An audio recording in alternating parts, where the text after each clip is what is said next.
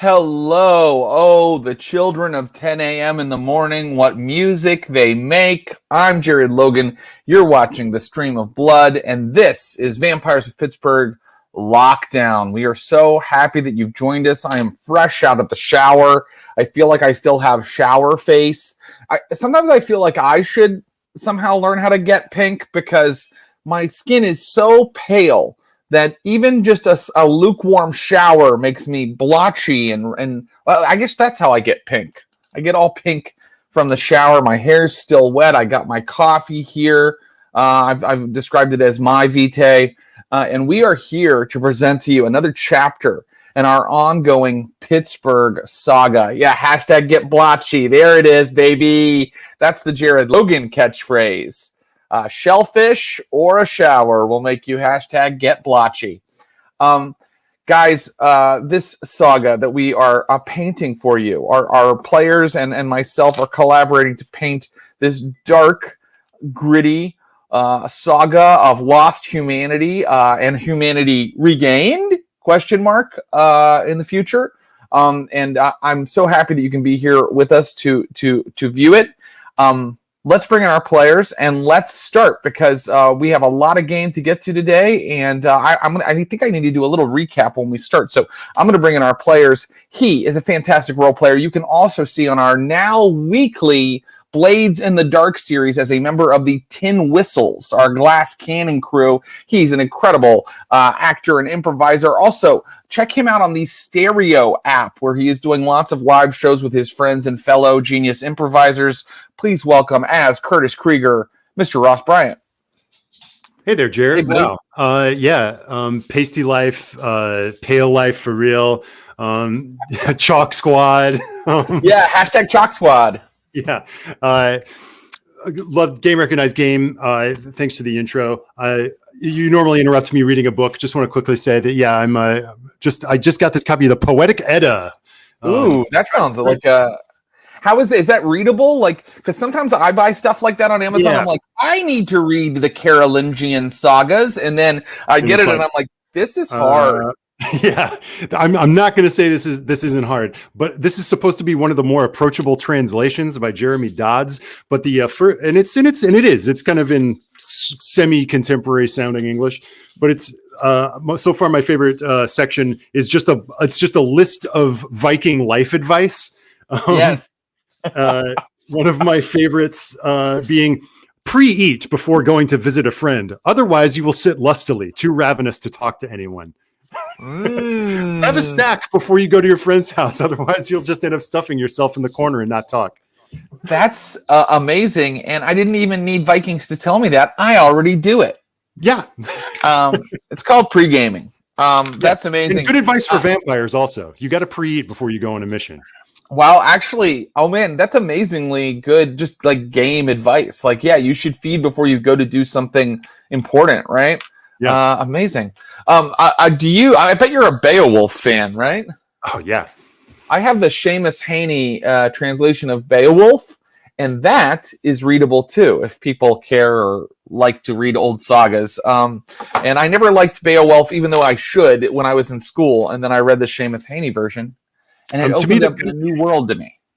To me, the canonical version is the mocap version. Where Yeah, I know what you mean. Yeah, I like that movie, but it is from the era of CGI where like everybody looks like a horrible masked doll. Right. I just remember John Malkovich as the villain in that does at least 3 sarcastic claps over the course of the movie. Like, well done, Beowulf.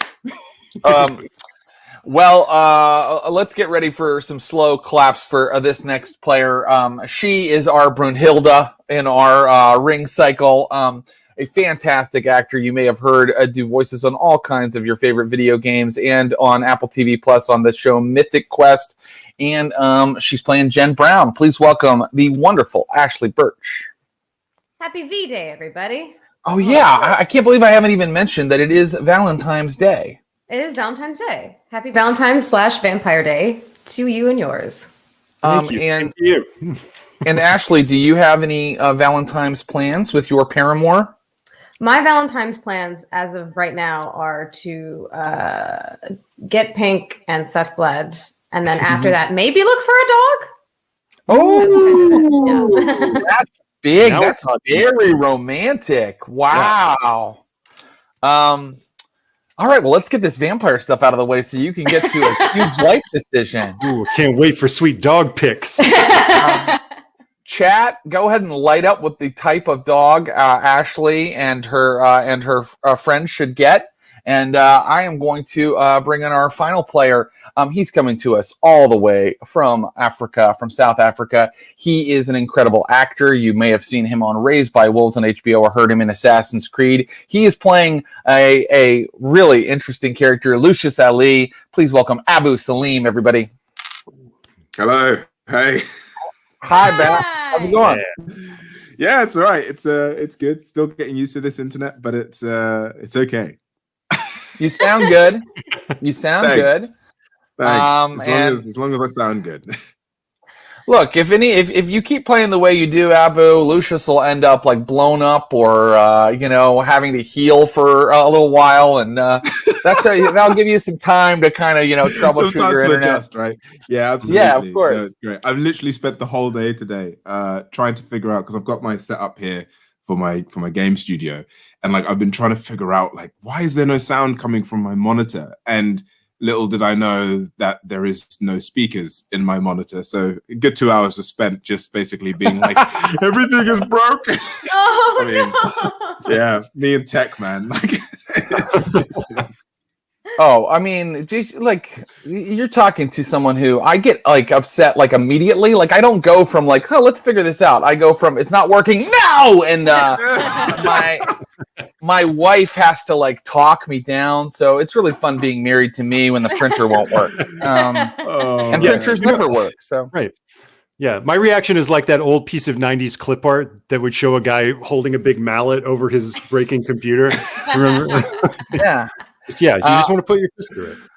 And we've all frustratingly had to become like 80% more proficient in the last year. Maybe some of us are gaining new skills, but other of us are just getting sort of stress. I'm gonna die earlier, like a year earlier, because I've had to figure out tech. I meant that to be a joke, and everybody was like, "Oh, all right." Let's play some vampires. Let's go into the real dark world of vampires of Pittsburgh. A year ago, these vampires broke the Masquerade, and there were consequences. The Second Inquisition is all throughout the city, burning havens and hunting down every kindred in sight. They have gone to ground inside Steel City Tanning, a tanning salon in the Squirrel Hill district. And a brief recap on our last episode, they were approached by an older vampire, someone who claimed to have been a player in the city in the past, who offered to kind of help them try to break the Inquisition's hold on the city. But he was a creep, and for many very good reasons, they distrusted him. And so they decided not to take Marius Sikора's offer to ally himself with them. They went back to their haven, very hungry, several of them. And Lucius Ali, as he is wont to do as a catalyst for change, decided to try to recruit his own follower or helper or ally by taking the dead body, the fried body, not quite dead, the torpid body of a vampire they had found, and feeding it his blood and awakening it, which created a whole set of issues with it trying to eat him alive inside of his tanning bed. And then Jen Brown, the person who's frantically trying to hold this group together, had to kind of confront him about that in a very meaningful way.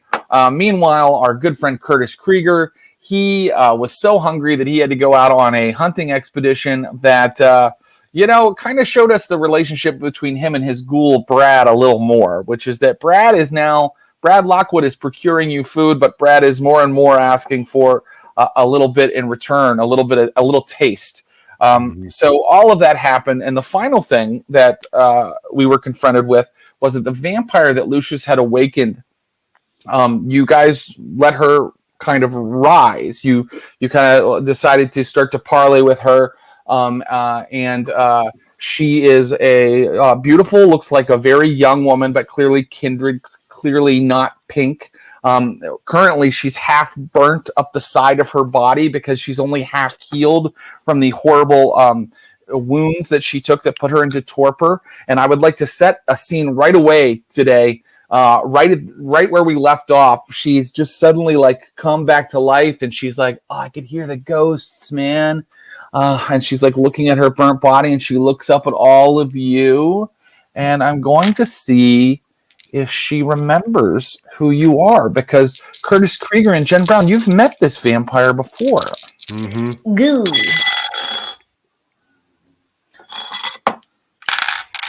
You're not sure. She's like,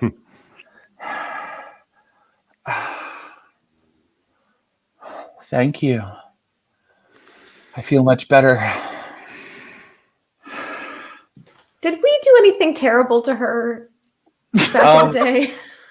I don't remember doing anything terrible to her specifically, but we did bust up her haven pretty good. Yeah, we busted up the haven pretty good. You kind of broke up her coterie, busted up her haven. This was back when you were working for the Camarilla early in the series. And you do possibly remember her name, which is Alice. Alice. She's part of the thruple? She was no, that was called the Blood Dance. She was part of Buddy's coterie back in that garage, right. all the way back. Motorcycle. In fact, you might not know her name, so she shares it. She's like, "I'm Alice. Where am I?" I'm gonna sort of look at Alice and just like slowly stroke the burnt side of her face, and I'm going to say, "You must be very hungry. How are you feeling?" Maybe Curtis just kind of looks over at Jen when that happens, like, Where is this going? I'm starving, baby. Real hungry. Yeah, I could use a snack. Perhaps it would be best if maybe we spent this night to recuperate ourselves and gather some food. What do you say, Jen and Curtis? I might have a less dangerous way of getting her some food with Curtis's help. yeah, all right, I'll give you a hand. But I mean, Brad can help us out if it comes to that. Although you guys are pretty hungry, aren't you? I'm now not as hungry. You're not as hungry. Let me You're still say pretty this. hungry. I'm at 3. You're in trouble. Yeah, you're at 3. Okay. Well, that's not trouble quite, but you're quite hungry. Look, I think everybody should take their resolve back in willpower, because they have you did a deal with a crisis in the last episode, so you do recover the resolve. The number of dots you have in resolve, you recover that in willpower, and the hunger stays the same though, because we haven't gone to sleep and woken up again. So this is happening the same. Am I night. at 3 or am I at 4? Sorry. That's okay. I think you might be at 4, but I always think trust I'm the at player. 4, right? I trust the player. I think so. Yeah, I think I'm at 4. Yeah, I'm at 4. Sorry, so I'm Ooh, hungry. uh-oh. Yeah. Yeah, because you got me down. Yeah, because I was 5, and then you got me down to 1, which kind of made me like. So I'm 4. So I'm hungry. Right. Yeah. Alice is kind of like, where am I? And she's kind of walking out of this little room where the tanning bed that she was in is in, and trying to walk out into the common room. I'm gonna pull her back and say not yet, and kind of lead her back to sit down to try and sit on like either the tanning bed or something. And I say, like, we need to explain the situation you're in now, just so we don't cause any more mayhem and trouble as I have already caused. Jen, would you like to care to explain the situation that we're in at the moment? How long have you been out? What's the last thing you remember? I was keeping to the outskirts of the city, but I may have made a mistake with one of my kills, and they looked like police, but they were carrying weapons police don't carry. I think the Second Inquisition might be in Pittsburgh. The Second Inquisition has taken over Pittsburgh. There's a sickness, a pandemic that's happening, and they've used it as a cover to wage war on the kindred population. The Camarilla is in hiding. A lot of our number have been scattered or killed.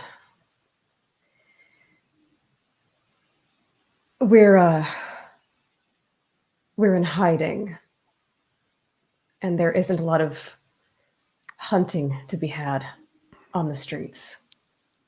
Humans are staying mostly inside. We have some among our number, and if we let you out of this room, they are not to be touched. You have mortals staying here? That are not to be touched. I get it. They're your herd. I can fend for myself. Jen kind of looks at Curtis. She did not like the word herd. Yeah. They're more than just a herd. Yeah. They're living people who we care about. Hence why we stress they are not to be touched. All right. I hear you, big man. I won't touch them. Look, we'll be back in a second. And we'll get you some food.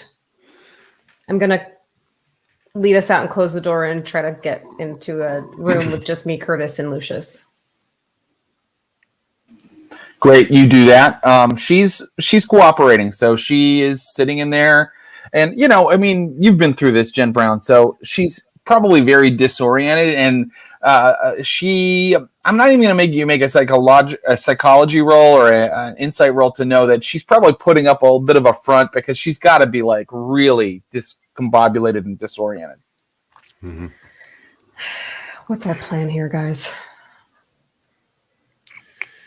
Well, the first idea I had, which was to raise someone to use them as a scapegoat, clearly was a stupid one.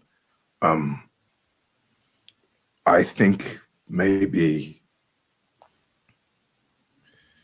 you're right, Jen. Maybe we just need to, save your friend and just get out of here. Do I have any sense of, or would it be fair to say that Jen has been doing any research on spots outside of Pittsburgh? We can roll to see if she has.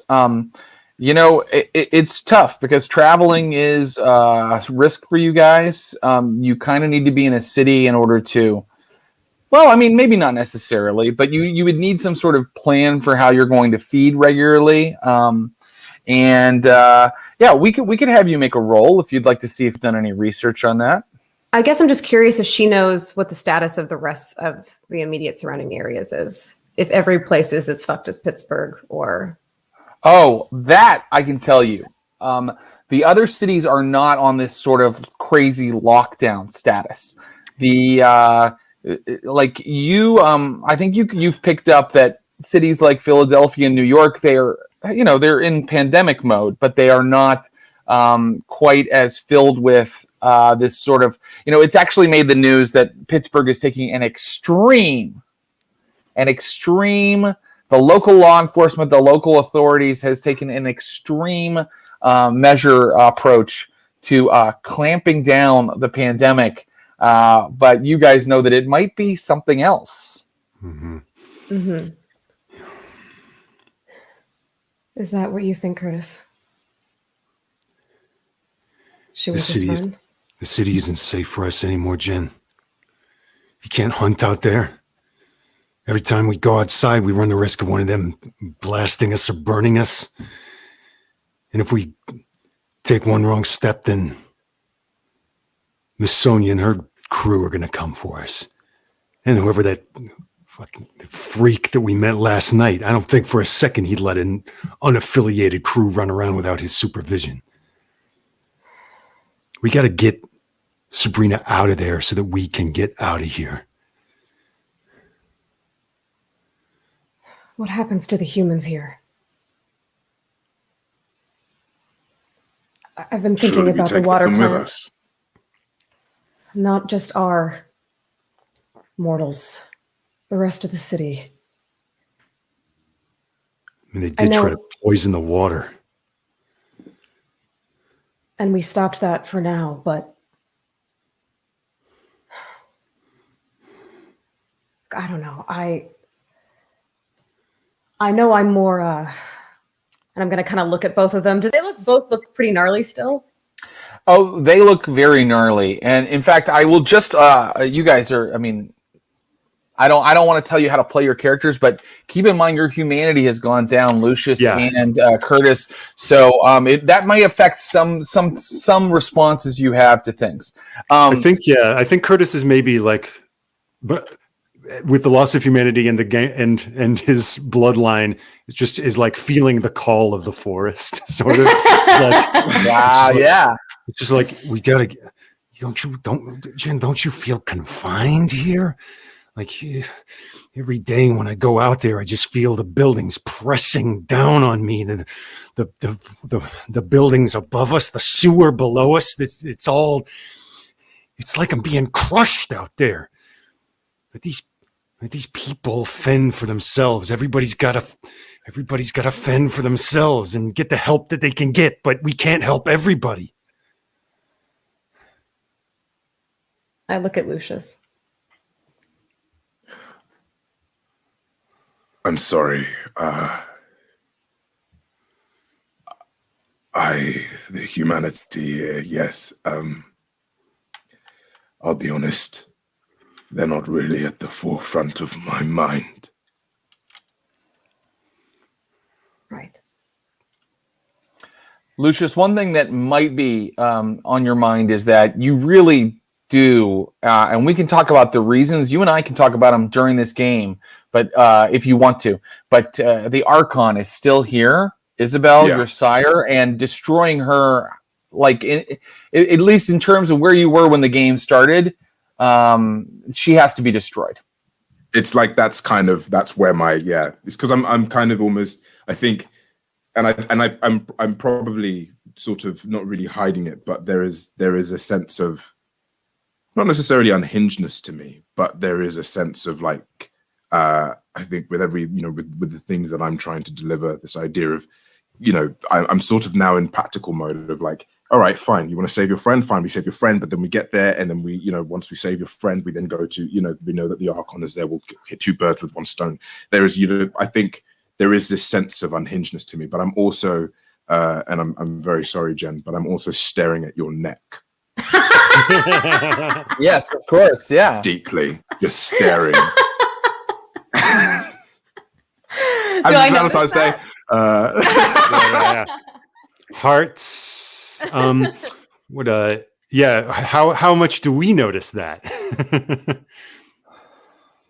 Give me an insight roll.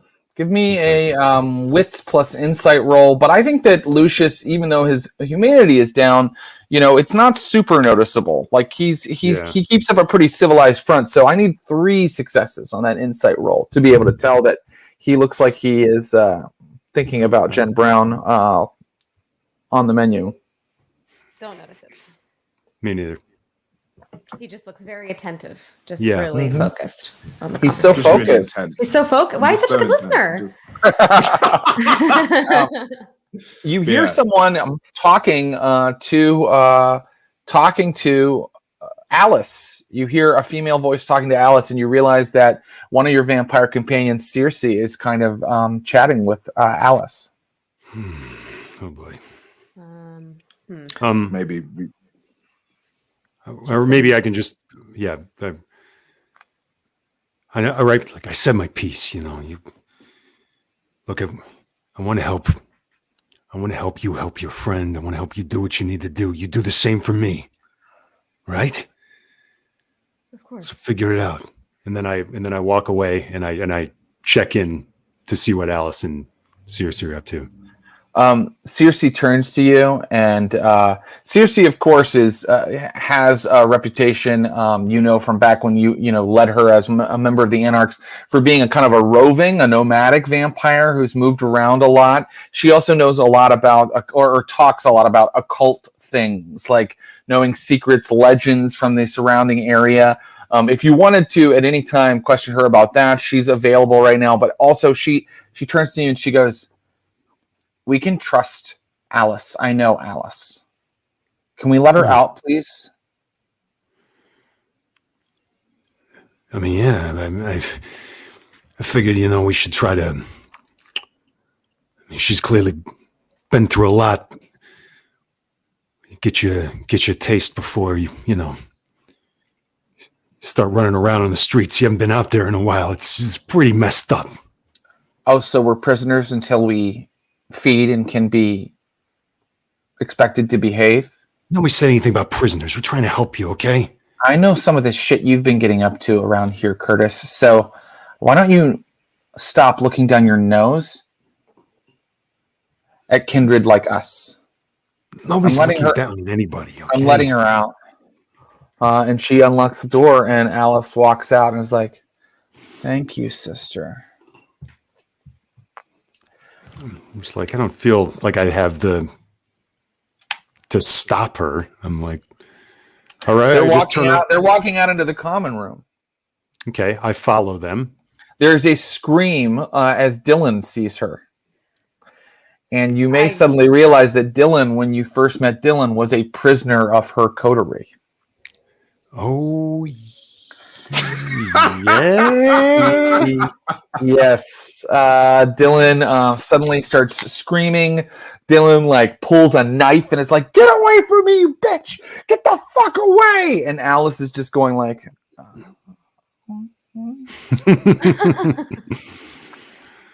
I hear Dylan scream. Circe's trying to calm everybody down. And I rush out.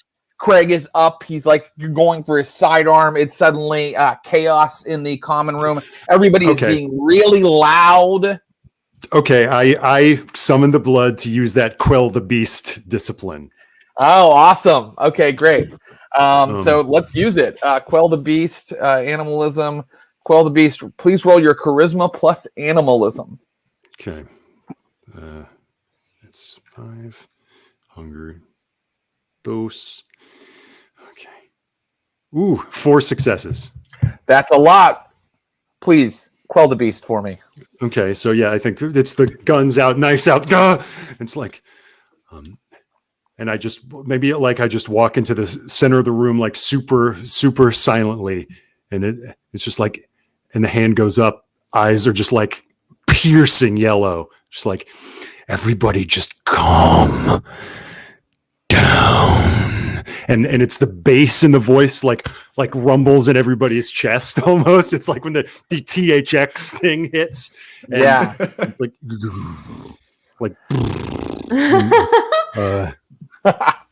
we're not attacking each other.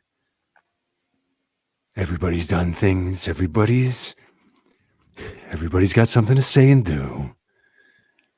But let's not have this be a bloodbath right after somebody woke up. So what happens now is your power automatically works on Craig and Dylan, who immediately just drop their weapons and kind of stand there kind of cowed, kind of looking sort of, quelled, basically. They suddenly seem like they've had a lot of marijuana or something. Meanwhile, the kindred in the room, Fauna's not there right now, but Circe and Alice, they kind of take the posture of lions in the zoo when they stop roaring and are sort of just walking back and forth. They just kind of are are sort of moving like that on the other side of the room now. But they have stopped shouting. They've stopped because there was a chance they might have fury frenzied or something. So you have calmed all of that, Curtis. Okay. I'm going to take Dylan and move her into another room. And sit with her. Her people kept slaves, Jen. They used people they sold us. Look, I'm not happy about this either. It was not my choice to wake her up.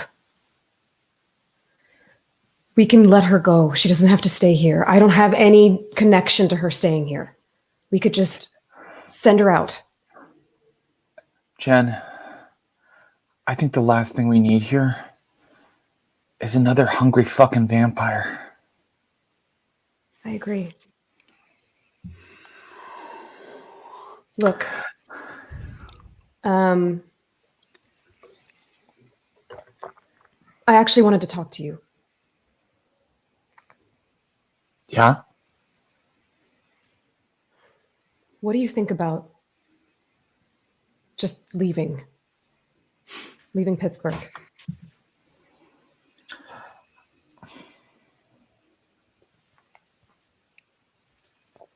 I mean, yeah.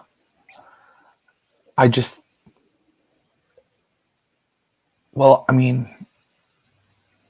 like to go. But I think about what Sonia was going to do. If the Inquisition, or actually, if you guys hadn't stopped them.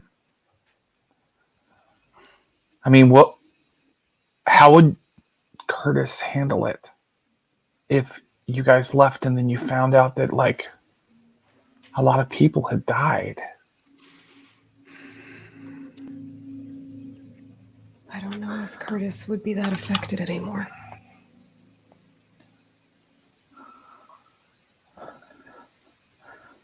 That's scary. Yeah. It is. Look, we'll get rid of her, okay? Okay. I trust you. I'm going to go back out into the common room and just sort of, I think I'm not even going to consult the guys. I'm just say, Alice, you're free to go. And wait, I don't back. I don't know where I'm at. I don't know what's happened. I need some assistance. You're just going to turn me out on the street? You were awakened, and that was something that we didn't have to do. So now with a second shot at your own life, you told us you could fend for yourself. So fend for yourself. Seriously, guys. guys. Of everyone. Yes. Yeah. Mm-hmm. Okay. I'm gonna kind of jump in and be like, no, that's not. No, she is now at least my responsibility. I understand that you feel uneasy with her around here, but we are stronger in numbers, and I don't know if you saw what your friend is not going to be saved by 2 or 3 vampires over here. We need more people. She imprisoned Dylan. She treated humans like slaves. We saved Dylan from her coterie. I'm sorry, Jen, but we've all done horrible, horrendous things in our lives and in our own lives. Just because, have you seen the world we're in today? I am not letting her stay around Dylan.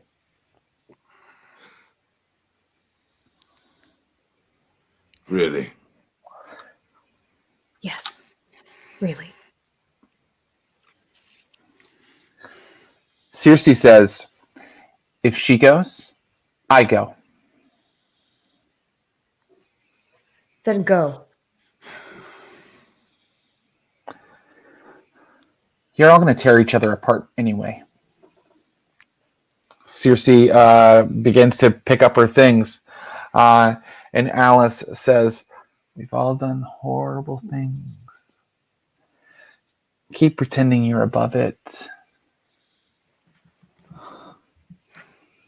fucking thin blood fucking piece of trash.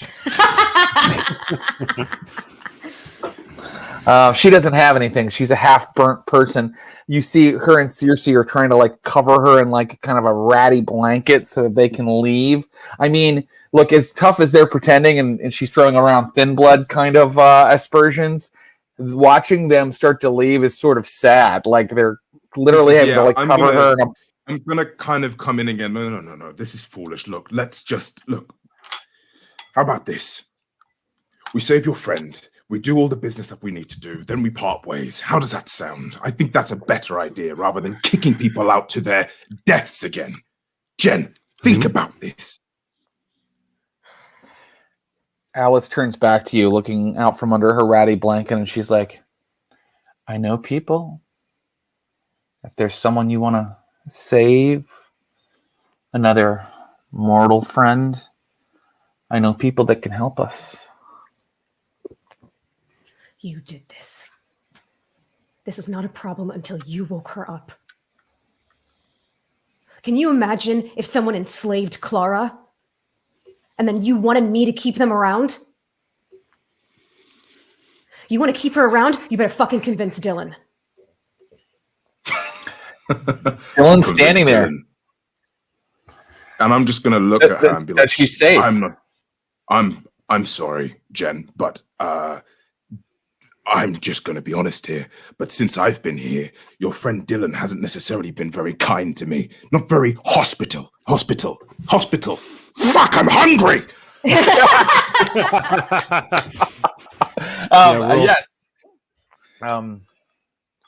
Dylan's just, kind of actually Dylan's in the back. She stayed kind of back there. She didn't come out to look on Alice again. So you're right. Dylan hasn't been hospitable to you. She is afraid of you, Lucius. You can handle this however you want. You could take Jen Brown's suggestion to go and like convince her that she's safe, or you could do something else. It's up to you. You know what I'm gonna do? This is what I'm gonna do. I'll tell you what. I'm gonna be like, I'm gonna kind of breathe in. I'm gonna calm down. I'm gonna be like, Jen, I will talk to Dylan. I'll try and convince her.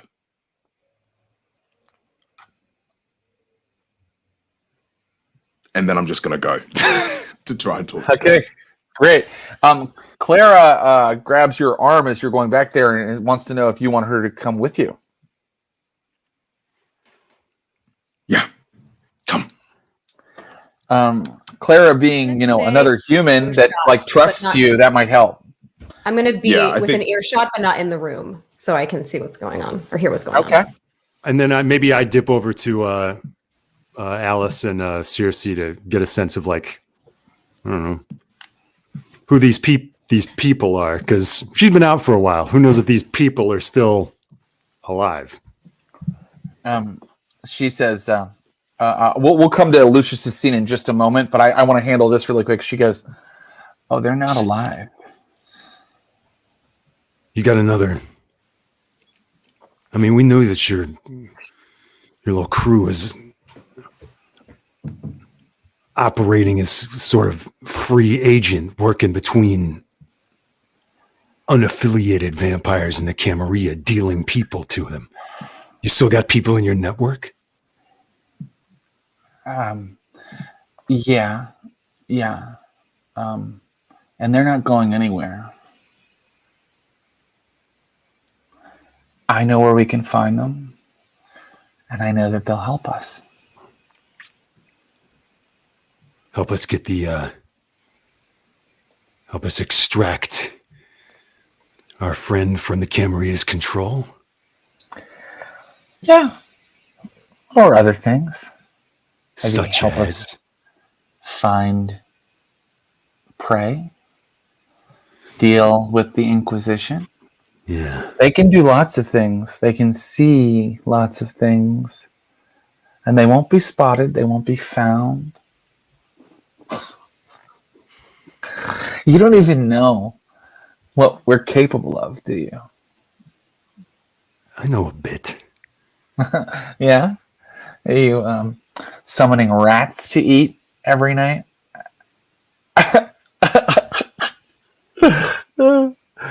Oh, this can be so much better than hiding in a tanning salon. Yeah. Something about your face isn't making the proposition. Yeah. I like the bats are a good touch. Yeah. Something about your face isn't making your pitch as convincing. Oh, please. Like, you seem like such a friendly guy. Have you looked in the mirror lately? Yeah, man. What I'm saying is that life that it's hard, right? It doesn't have to be. It doesn't have to be. But he showed me that. Meanwhile, in another room, you and Clara walk in, Lucius, and Dylan is kind of sitting there, kind of tapping on an old laptop that Jen Brown gave her. I'm just going to sort of walk in and stand over, just staring a bit. Hello. What do you two want? I'm very aware that there is a person in here who you are not necessarily comfortable with and have history with, and I understand your uncomfortable feeling with them here, and I am here to simply implore your understanding and I just please can you Clara interrupts and is like, look, Lucius, you can trust him. He's my brother. We've been everywhere together, and he doesn't. Lucius only hurts other vampires when he has to. Dylan, I will tear her apart if she touches you. I will rip her asunder in front of you if she even lays a finger on you. So please, just play along for now. And we will part ways and we'll get rid of her. Is that okay? Promise me. I promise. No. Promise me that when you're done, when she's done what you need her to do, that you will rip her apart.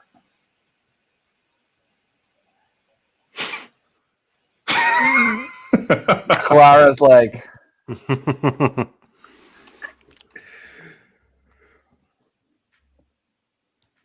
I promise you. does he mean it?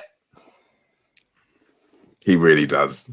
Then no roll necessary. She believes you. And she's going to play along knowing that she's going to get vengeance against her through you. This is a different flavor we haven't seen to Dylan so far. Dylan generally advocates not doing things like this. Mm-hmm. Kind of the moral center of our, Yeah, organization. I'm literally, and like if that's cool, then I'm gonna kind of like give her a nod and go to leave. But just before I leave, I'm gonna look at her and be like, just kind of almost just have this like connection of like, okay, I see you, girl, and then leave. Okay. Yeah, nice. Game recognized game. And maybe do I see you coming out as though the conflict has been resolved? Or Yeah, I think that that's fair. And also, I want to see how much Jen Brown picked up on. So, Jen Brown, how are you listening? Well, I was thinking I could use what's the thin blood alchemy that heightened senses? Right. So sometimes you're able to take some phlegmatic blood. That's generally your favorite flavor of blood, and you're able to turn on your heightened senses.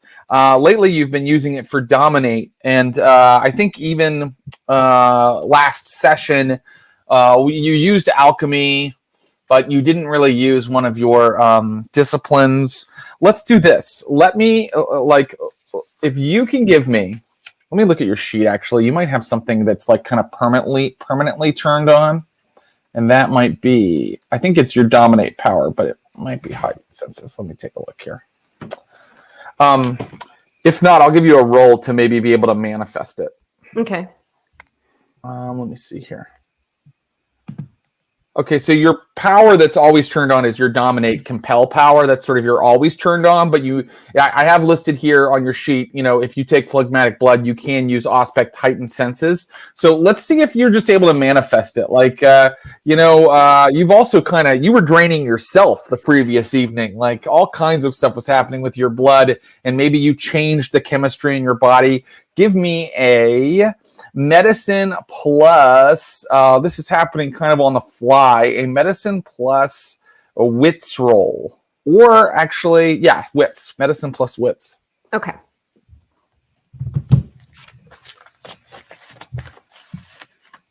Two successes? Two successes, I want to say, is enough. So if you want to have heard this, you may. And so when you were kind of standing like many rooms away, maybe you were even out in the common room, but, the blood in you can kind of feel it kind of make your face warm for a second. And then suddenly, like, you're picking up every little car outside. You're picking up like animals on the roof. And then you kind of just focus in and you hear every word of the whispered conversation that just happened between Lucius and Dylan. And I assume I'm pretty surprised that Dylan had that response too. I think you would be surprised. And I think that, it makes sense though, because she hates these people. And she doesn't hate everybody. She doesn't hate a lot of people. She's pretty forgiving, but these people, she would want to see be punished. Okay, I'm going to lock eyes with Lucius as he comes out and sort of just give him a nod. Like, we're good kind of thing. Okay. Cool. And I'm just going to... And if I notice this, I turn back to Alice and Circe and be like, all right. Then maybe we can arrange a meeting. You know what? Maybe if we act not like we are going to tear each other apart, we can actually accomplish something. Seems to me that we kind of did you a solid by bringing you out of your state.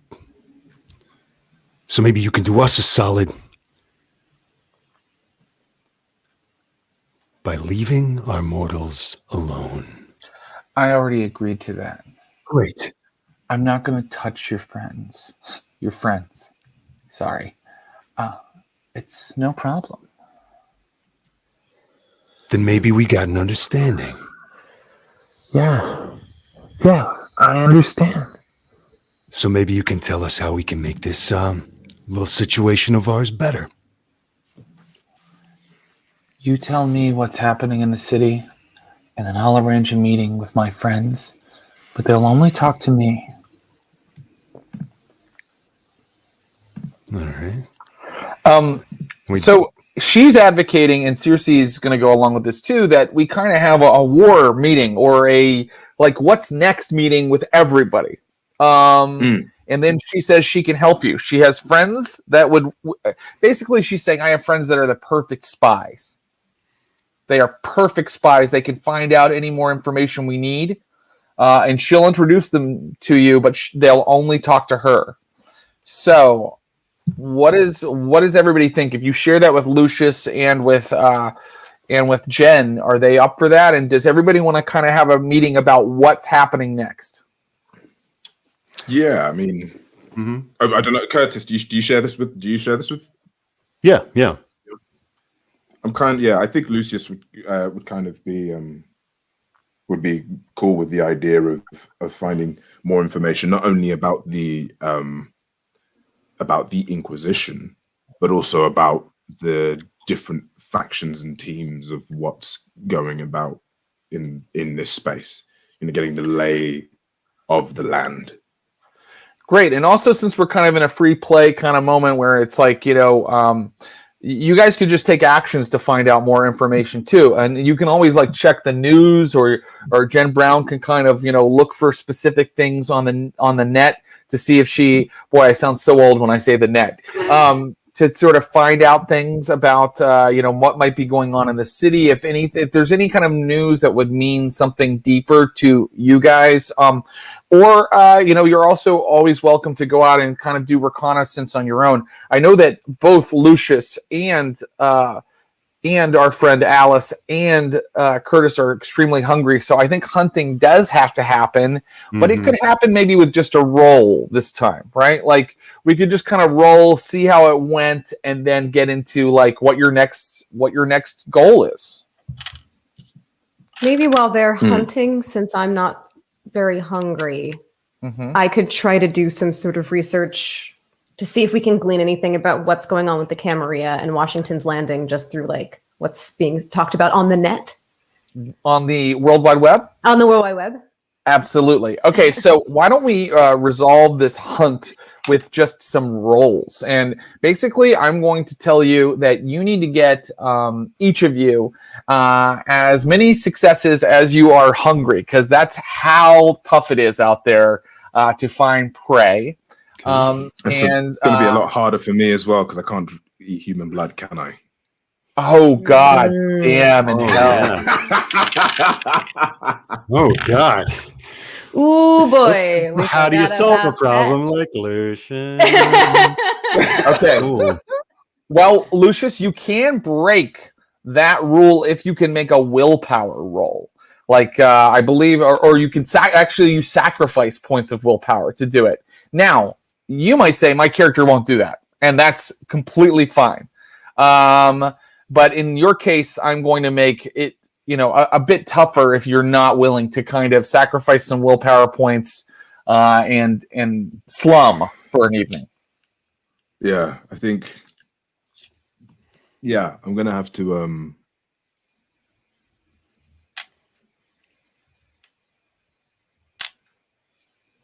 In fact, maybe he won't. I'm gonna actually pull Alice aside and kind of be like, and sort of just be like, listen, you, although I did save your life, I just need to be clear that you are not bound to me. You owe me nothing. However, what I would appreciate is if maybe you, and I'm going to look around. Is no one listening? We can say that it's private. Yes, absolutely. Yeah. I'm going to be like, and my tastes are refined. The rest of the group have witnessed this. If you can, if you will, if you so desire, I need you to bring me another one of our kin.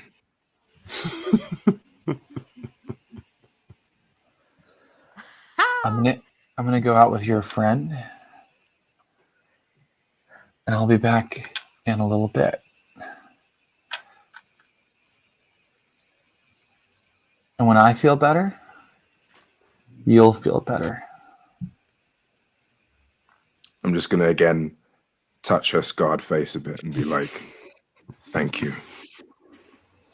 So Alice is going to make a hunting roll, and Curtis, you're going to make a hunting roll. And I don't know if Lucius understood what the implication was, but Alice is going to let you feed from her, Lucius. after she's fed herself. Okay. What am I rolling for the hunt? Okay. Let's pick a dice pool. You can tell me, Curtis, what feels best for you. But it would probably be some kind of alley cat type. Maybe like streetwise plus wits, or streetwise plus dexterity. Let's go with let's go with that. I like that. Streetwise plus I like dexterity. Why is it dexterity? Explain to me why it's a streetwise plus dexterity roll. Because I think maybe it's the lack of the dwindling humanity is making it less like, and Brad's gone, so I can't now put up the patina of virtue of like, well, I only feed from dicks. I only feed from people who deserve it. So maybe now it's more like just like lurking in places where I know I can't be seen, and then person walking by just feels a tap on their shoulder, and suddenly it's like, yeah. So here's what's going to happen. I want you to roll that, and Alice is going to roll her roll. She's, of course, wearing like the ratty blanket and looks kind of like she might be a person experiencing homelessness. And she's kind of staying like a couple feet back from you. You know what I mean? Like, so it looks like you guys aren't together. And how did you do? I rolled my hunger exactly. Oh, good. So for 2 hunger. Great. And she rolled, let's see. She did pretty well. In fact, I think that you are a little bit surprised by how effective a hunter she is. She is like a mother lion. Basically, you go to that same park you earlier found some prey in, and there are 3 young people walking along. They're all masked up. It's not a super warm night, so they have jackets on and stuff. They just look like, normal young people. They decided to go on a walk. They're kind of laughing and joking around. One of them smoking a cigarette. They're like in their 20s. And you pull one of them into the bushes. Alice takes the other 2. And I mean, like, she suddenly runs up behind them. They turn around just in time for her to push them both to the ground, and she's on top of them, and she is able to hold one down while she feeds on the other one with incredible vampiric strength. And she is so fast that they barely have a moment to cry out. Do you feed? How much do you feed? I only need to clear. I've only got 2 hunger, so I think I would just want to take it down. You're going to leave an unconscious person if you slake both hunger. Would you like to leave an unconscious person? Yes. Okay.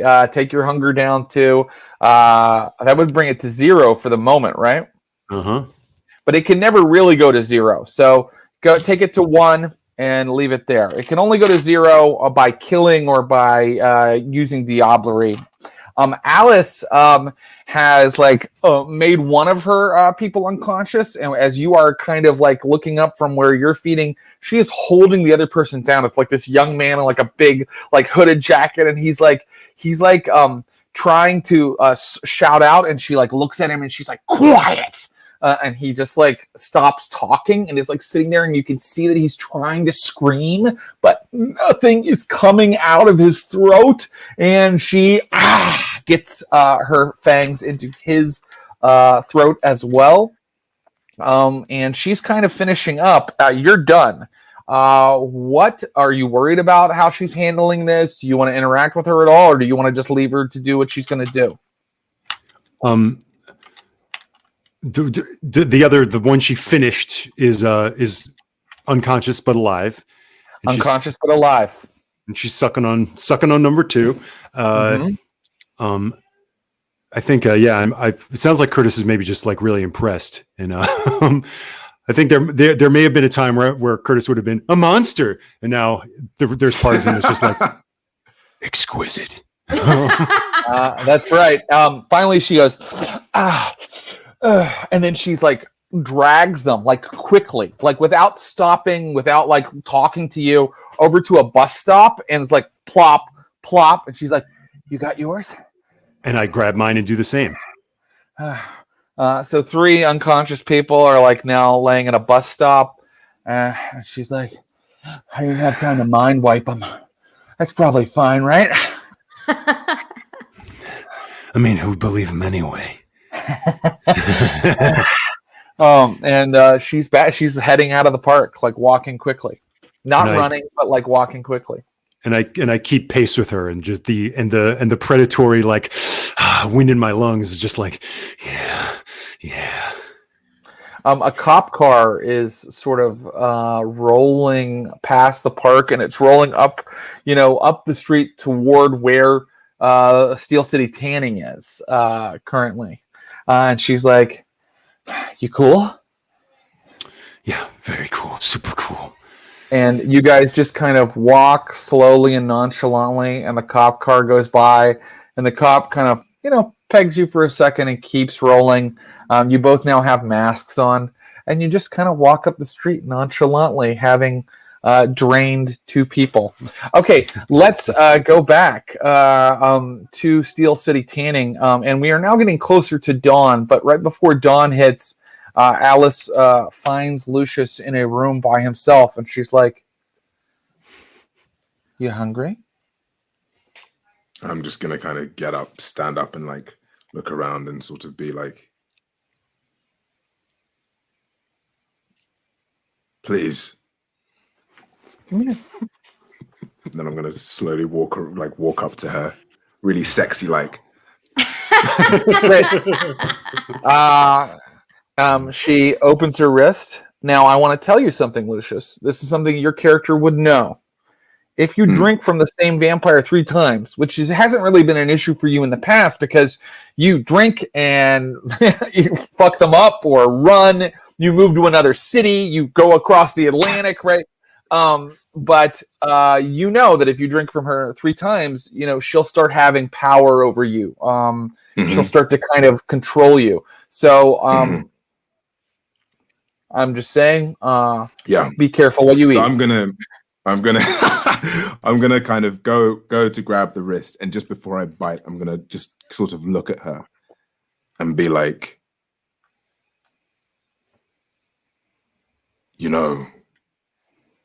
I brought you back to make a change. I brought you back to this world to make a difference. Well, I hope I'm making a difference to you. Just a sip. Bang! And I'm just going to go straight in and start drinking. Okay. Great. Do you think you can just take a sip? Can you just okay. I'm going to yeah.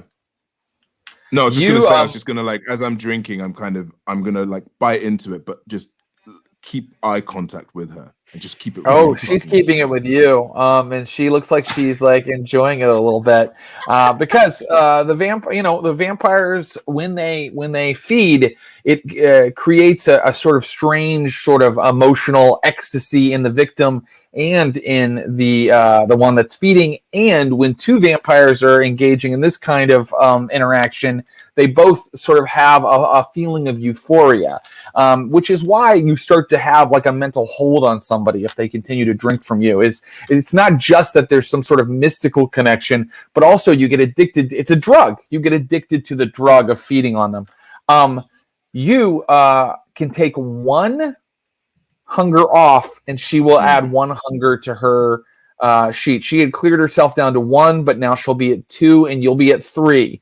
That's all she can do for you, unless you want to kind of push it right now. No, I'm gonna. What time is it? It's getting near dawn now.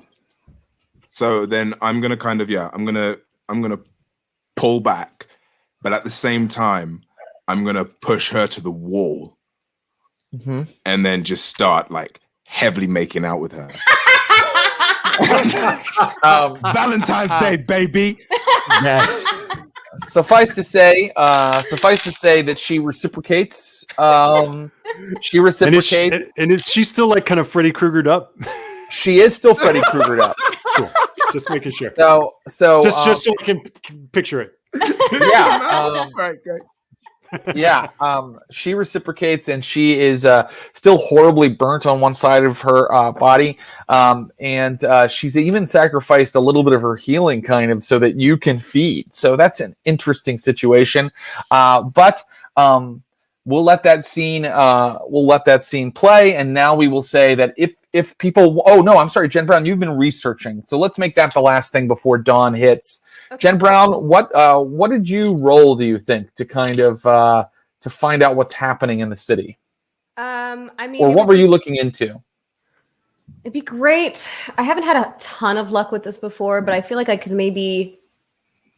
I mean, I could probably look into the backdoor that I have into Grouper, and then maybe also anything. News stories, and then maybe anything that I can get that's like a little bit off the beaten path that might give us some sort of indication of what's going on with the Camarilla. Yeah. Great. So let me see here. This is very interesting. I just want to make sure I handle this the way I want to handle it. Why don't you give me a investigation plus you could use your intelligence, because this is interpreting data. I think she might also want to see if Sabrina ever looked at that video, if there's a way to tell. The video that I put on her. Yeah. That I sent. The Grouper backdoor is shut down.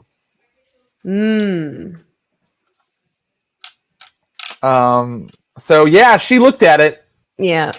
Now, how she reacted to it, I mean, that seems like kind of shutting you off or cutting you off. But you know Sabrina, like, she might have done that, well, for any number of reasons. But she's not kind of allowing you to remain connected to her. She's not a bad hacker herself, so she eventually found it and shut it down. Okay. Now you could find another way in. I'm not saying that advantage is completely gone. You could find another way in, but for now you can't track what she's sort of getting reports about and things like that. You said that you were kind of trying to look into what the Camarilla is up to. Did you roll your intelligence plus investigation? Yes, I got 3 successes. Well, that's enough for me to tell you that you pick up on the fact that there has been just this evening another violent incident at a hospital. Remember, there was an earlier violent incident at a hospital, and with your 3 successes, I can tell you that it was at the Veterans Administration Health System, directly across the Allegheny River from the sewage treatment plant that you guys investigated earlier. And the story, they don't have all the details, but they are saying, some sort of like gunman situation, but that people are dead. There are 8 people dead. And the police are investigating as we speak. Do I know any of the folks that died? Have they been reported? So they're not giving names in the article because it literally just came across like right as dawn was about to hit. So whoever did this did it about like 3 a.m. tonight. Okay. So do you want to keep searching, because you had some time while they were hunting, or is there anything else you're looking for? You can tell me, and I can see if there's anything else I can give you. Let's see. Maybe I want to know what's going on with the water treatment plant. Yeah. Well, the water is back on in Pittsburgh as of today while you all were sleeping. And the water treatment plant, when you just kind of search it, like search for news stories and things about it, it just appears that, things are back to normal. They never mentioned it as a vector in the entire story. Like, they didn't, like, when the story came out that the water had been contaminated, they never said that, like, it started at this plant or anything like that, which makes you think that, the Inquisition is covering things up, probably. And then do I hear anything about Washington's Landing? Washington's Landing. Scuttlebutt about Washington's Landing. No, I don't think that there's anything in the news about Washington's Landing. I think that if you, I think that you realize that the Camarilla is keeping pretty veiled, and if you wanted to find out more about Washington's Landing, you would need to send some sort of spies there. And that's just when the sun will start to come up, and I will have everybody make their rouse roll for the next evening. I hope Lucius's is a success, so he doesn't get back to 400. Honestly, and it's just one. It's dice pool 1. Just one, and you just thank God. Oh, good. Thank goodness. Okay. Success. Fail. Okay, you get a little hungrier, but you're only Fail. at 2 now. You're only at 2. Failure. Yeah. So I think everybody maybe is that might have something to do with the fact that maybe I went to bed in kind of a lousy mood, because I think maybe Curtis went to his tanning bed to curl up with Ruby and heard the sounds coming from the room that Alice and Lucius were in.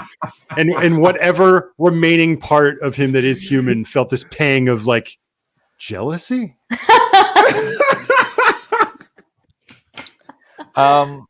So all of the troops are awake,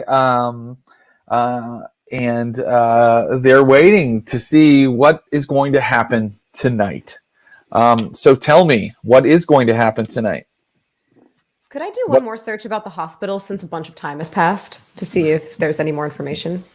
Yeah, of course. Yeah. So an entire day has passed, right? Mm-hmm. So you do that, and you find that someone broke into the veterans, and let me know if you're sharing this with Curtis, because it might matter to him. Veterans Administration Health Systems, which is a hospital for veterans run by the Veterans Administration. Someone broke in the middle of the night, and it says that they shot patients, shot and killed patients, and then escaped. All I'm going to do to jog your memory, Jen Brown, is to remind you that last time you investigated a violent incident at a hospital, it sounded like a vampire had broken in and fed on someone who was sick, who had gonorrhea. And this seems like a much more violent and dangerous incident. And do I recognize any names of any of the folks that were killed? No, but they do give some names now. And some of them were quite young. Like they were younger veterans. They weren't all like, really old folks. Okay. Probably not with the whole group, but at least with maybe Curtis and Lucius. I'll pull Curtis in and show what I found. Do I recognize any of the names? Sure. Yeah, you do. There's a guy named Bobby. Trying not to say Flay. Bobby Renaud. Bobby Renaud. And you knew him from like your group. Damn. What the hell? And one of the reasons you know him is because you know that he also had a habit of, kind of overindulging narcotics after he got back. I'll tell you something else. When you guys wake up, Brad Lockwood is there. Mm-hmm. He's waiting to maybe talk to Curtis. Yeah. It's like, this story is messed up. It just looks like someone went in there and attacked them. That's right. I mean, there was another attack at a hospital not far away. That seemed to be by a kindred. This seems to be by a human, but it seems they're all around the treatment plant. It seems like something's going on at these hospitals. I don't know what it is, but for Clara people who want to get out of the city, you seem to really care about what's going on around it or inside it. Alice walks up because she's, hanging close to Lucius today. And she's like, well, she wants to know what happened. Are you going to tell her? We're trying to find out, Lucius, any information that we can to try to find a weak point into the Camarilla. Well, we have a way of finding a weak point in the Camarilla, as we so know that Alice can send her spies in and find some way, form, or information that we can use to our advantage, rather than searching the web for more deceased people. Part of me actually does think that maybe they knew that I don't know. That maybe one of them was Curtis's friends and was trying to send a message. But hey, who am I? Maybe superstitious. Alice says, U.S. Steel, right? That's where the CAM makes their headquarters. We think. Yeah, or used to be. Used to. Wait, what's changed? Where are they now? Near as we can tell, they're now operating out of a weird fucking subdivision on Washington's Landing. Well, let me know if you want to meet my people. What happened at this hospital? And it sounds like somebody went in there and shot up the place. But you said there's been more than one? And before that, it looked like somebody was maybe feeding at a hospital. But somebody who could make themselves invisible to the mortal eye. Particularly to someone. Do we know that they had gonorrhea? In the first hospital. Yeah. In the first hospital, the victim had gonorrhea. And if you're talking about that, Circe walks up and goes, could be disease feeders. What? The vampires have all kinds of predilections for prey. There are types that like to feed on people that are sick. Can these type of vampires, let's say, contain diseases within them in order to purposely, I don't know, weaponize them in some way, shape, or form? Hey. Alice is like, oh, that's wild, Lush. Anything's possible. There are all types of blood sorcery and tricks that are available to our kind. And I turn to Lucius. I'm like, you remember that woman from the water plant? Indeed. And that pair, that what we saw, from what I saw with the cockroaches, the madness. Oh, I didn't see him. I felt it, buddy. Yeah.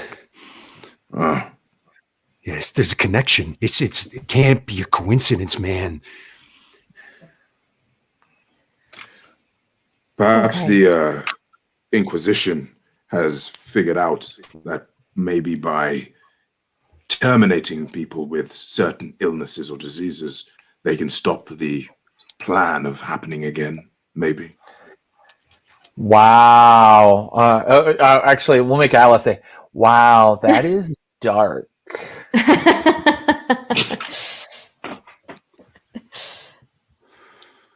I mean, we are at war. Yeah.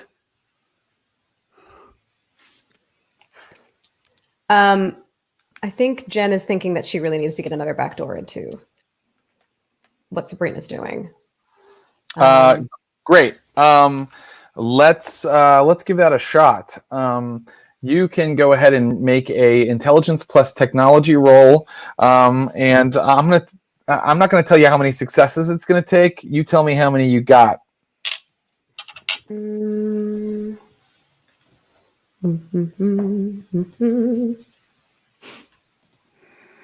I got 5. That's enough. You find a message that's been left for you in the code that says, Jen, stay away. But you're in again. You guys are having a hacker off, basically. And you find a bunch of messages. She's been sending out a lot of grouper messages to different people that are at different they're getting them from different cell towers, right? Like she sent out a wide range of messages to people, but they're in grouper messages, so they're encrypted. And while you're able to kind of find this out and kind of get a back door into her system again, you're not able to read the messages. But suffice to say that it seems like some sort of big call has gone out. Like a lot of people have recently received messages. Can I see where they're coming from? The messages? Yeah, you can see this. The messages are coming from Washington's Landing, or let's just say, the Allegheny River region of the city. They're using that tower or what have you, and that they are going out mostly within the city. They're hitting pings within the city. And that happened recently in en masse? Happened recently and en masse, and what I'm going to say is it happened tonight en masse. Something's happening. What's going on? Sabrina just sent out a lot of communication all around the city all at once. I think they're making a move tonight.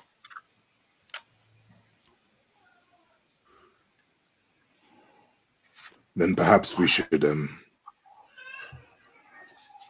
I don't know, where have they given a location?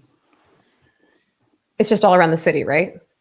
That's right. I mean, it looks like they have contacted people all around the city from Washington's Landing. I relay that.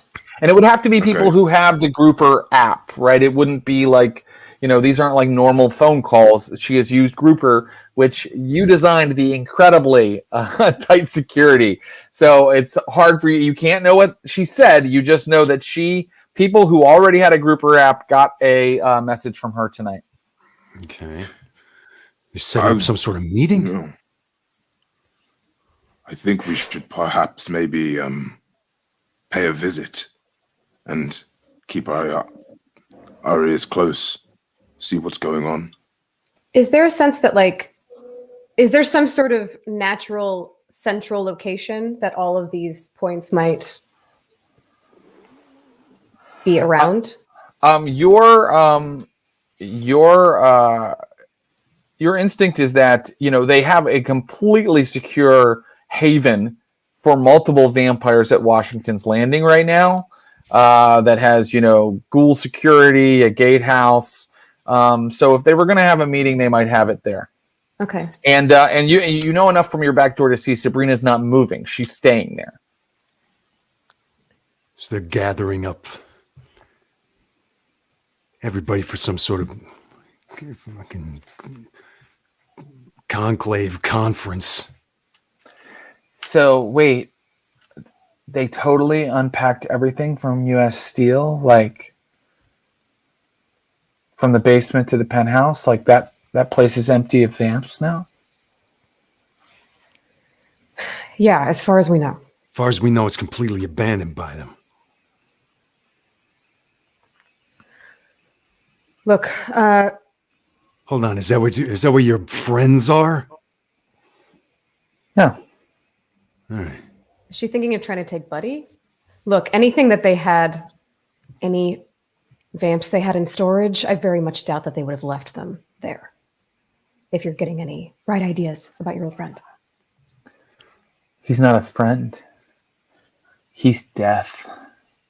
He's my master. And I will find him. If he is in the same place your friend is, then you're lucky I'm on your team. Could you give us a second, ladies? I'm going to close the door and turn to Lucius and kind of go, you're pretty trusting for someone who just showed up in town and just woke up this vampire. Do you know who her master is? We took him down. We had to give him to the Camarilla because they had us as slaves. He's extremely volatile and extremely dangerous, and she's obviously still loyal to him. Tell me, Jen, who else is extremely volatile and extremely dangerous in your little group here? You have no idea what you're dealing with. We barely made it out alive. Look, you're crazy. I know she said he's deaf, and I'm kind of inclined to agree. If he gets unleashed, Curtis and I aren't making it out of that fucking place alive. Then we'll just make If sure that that he isn't. happens, are you going to... Actually, can I do an insight? Can I say that I did an insight roll when she came up and called him Lush instead of Lucius? You know what? Sometimes if the player makes an insight roll, I'm just going to say, You made it. So, Okay. yeah, Jen Brown picked up on what was going on there. Mm-hmm. And if push comes to shove, are you going to side with your new girlfriend or the folks that actually give a shit about whether your sister stays alive?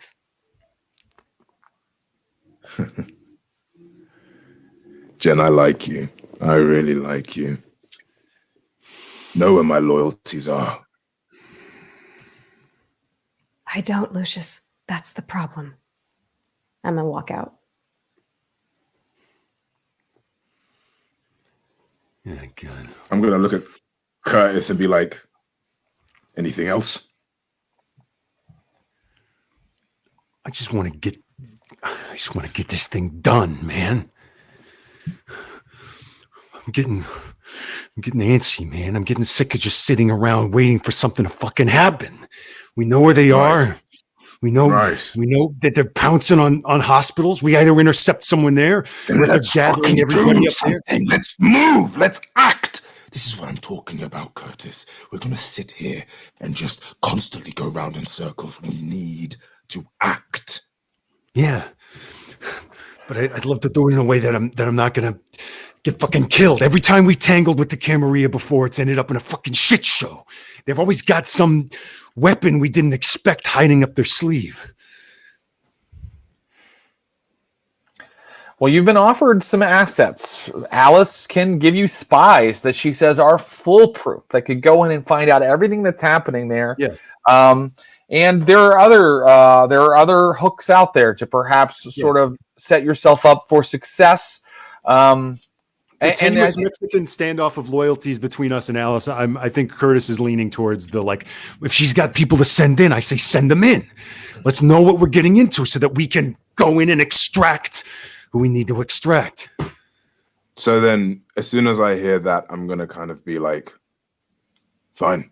And then sort of just charge out the door, go directly to Alice and be like, send your people. We need to find out what's going on. And then I think I maybe look at Brad, who's been waiting, and I just kind of lock eyes with him, and I'm like, and we walk in to take him into another room. Great. Yeah, you do that. And Brad, let's do it in this order. First, Alice is like, "Do you want to go with me? Do you want to meet him?" I'm going to look back at Clara and sort of be like, if she came with me, would she be safe? They'll listen to me. She'll be safe.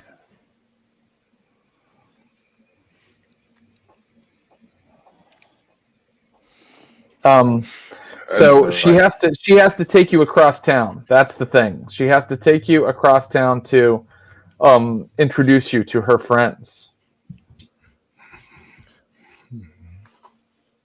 She actually doesn't have to take you very far. Let me see how far she has to take you. I don't think it might take up the night a little bit. This little spy gathering mission, but she's willing to take you, or she can handle it. See, it sounds like Circe's gonna go. I'm gonna actually, I'm gonna look back at like Jen and Curtis, and then sort of. I have your number, don't I, Jen? Yeah. And I'm actually gonna, I'm gonna kind of go. I'm gonna go to Alice, and I'll be like, and I'll take Clara with me, and I'll be like, I'll come with you. But as and as we go, I'm kind of gonna shoot Jen a message, be like, on way to see group, will relay and take pictures. Send. So then, very good. Yeah. Very good. So we'll handle that in a minute. You guys head out, and you can take the old car that other than the Tahoe that you guys have kind of on a couple blocks away. And Lucius, you can drive it, or someone can drive it, and actually Circe can. So Circe will drive, and she's taking you, and it's not far via car. It's going to be 15 minutes away. And before I cut back to Brad and Curtis, I'm going to say that they pull up, Lucius, at an old firehouse on the other side of the Allegheny River. This is in like the Troy great Hill. we fucked over. I feel like. No, that was a different old firehouse. Oh, was it? Oh, okay. Yeah, I'm Right. only telling you as a yeah. So there was a fight in a firehouse before. This is a different one. Pittsburgh has a lot of these old kind of dating back to the early 20th century firehouses. This one looks to still be in operation. Okay, there are actually lights on inside even at this late hour, which it's like about 11 o'clock right now. And so this one is still in operation, but it has that beautiful old architecture from the early 1900s. And Alice is like, the only thing is we'll have to, deal with the living firemen. And then she walks toward the firehouse. Meanwhile, Brad Lockwood, back at Steel City Tanning. Brad Lockwood approaches you, Curtis, and he's like, all right, I did a little digging, and Lavro Makarovich, remember the name? Yeah. Well, he's in Philly. That's not far. He's part of the Shulaya organization of the Odessa mob. There was a huge bust in 2017 that got most of them. All right? This guy was a guy left standing. He's rebuilding his organization right now. He's not taking very many risks. He's shut down a lot of his avenues of income so that he's not a target of law enforcement. But he has kept the drug trade going because that's his cash cow, and it's the thing he's using to rebuild his organization. They're pushing a lot of meth, Curtis, a lot of meth. Billy's had a bad meth problem for a while now. I took the liberty, and he brings you this like library printout. He's like finding a Brad list down at the library. yeah. He's like, I Is his took the little liberty. sunglasses on his head? Yeah, I mean, this is a different kind of Brad, and you can tell how hungry he is for another taste. I took the liberty of coming up with a list of available abandoned buildings in Philadelphia. Now I say we go and we kill the motherfucker. What do you say, man? He's vulnerable. Yeah. So this little rat never leaves his hole. He wouldn't be coming out to Pittsburgh for anything. We'd have to make a little night run. That's right. A little trip. But you and I know the road, man. Yeah. Take Craig with us. Bradley, my man, you done good. You done real good. See, this is what I'm talking about. You're a businessman. And a businessman knows a good rate of exchange, right? You give me a couple, I give you one. Good boy. He drinks and drinks. And so he is going to drink, and let's make a rouse roll for you. Mm-hmm. Oh, should have had that queued up. It's okay. Take your time. Oh, success. All right. You don't give him quite enough for you to get hungrier. Like, you just give him enough. You give him a taste, and then he's like, mother, come on, man. Come on, Curtis. Come on, man. Oh, come on, Brad. I'm begging. I just remember what you used to tell me a few years ago. Don't get greedy. Okay, I'm sorry. I yelled at you, Brad. Yeah, come on. I'm sorry, man. Okay, fuck. This is crazy. This is crazy, man. This is crazy, man. Yeah. But hey. All right, man. Okay, man. Well, I'll get us packed up, man. Tomorrow night.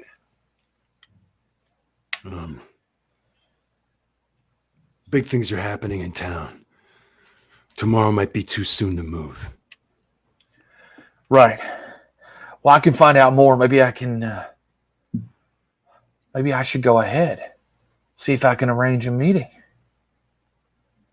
If you could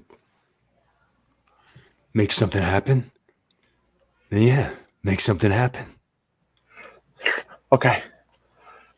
Okay. I love you. And then he runs out. Good boy, Brad.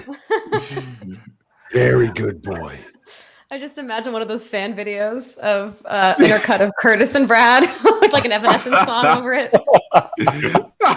Take me up inside. Meaningful glances back and forth. Before we handle Lucius's meeting, what about Jen Brown? What would you like to do? So you know where Lucius is. And Curtis, you can interact with Jen right now too, because you haven't left. You've said that things are happening in the city, and you've got to hold tight on that trip. So, what would you guys like to do now before we handle Lucius's meeting? I think Jen is feeling how painfully human she feels as compared to her friends, and I feel like she wants to, I don't know if she can do anything to research this on her own.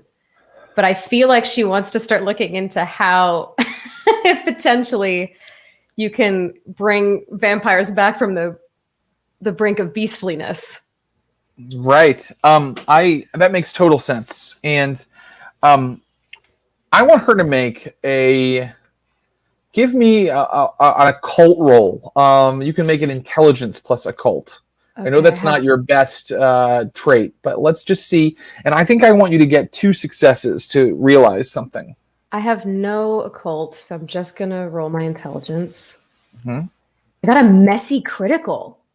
Okay.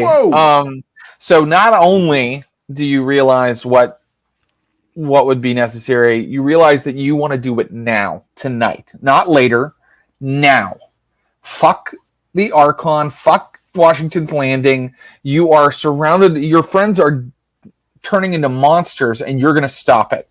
And you realize that you need to talk to someone who has occult experiences in blood sorcery, in blood rituals, or you need to go research it yourself in some sort of occult setting. Like, you've got to figure out where you can get the information that you want.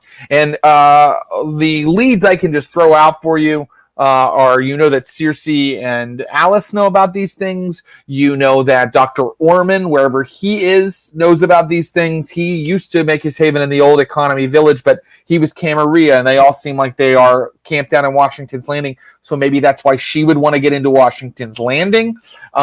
She could maybe go look more into the urn and at the museum that you visited before that had information about those antiquities. That's a possibility. Or maybe you, the player, actually have a 4th idea that would be better.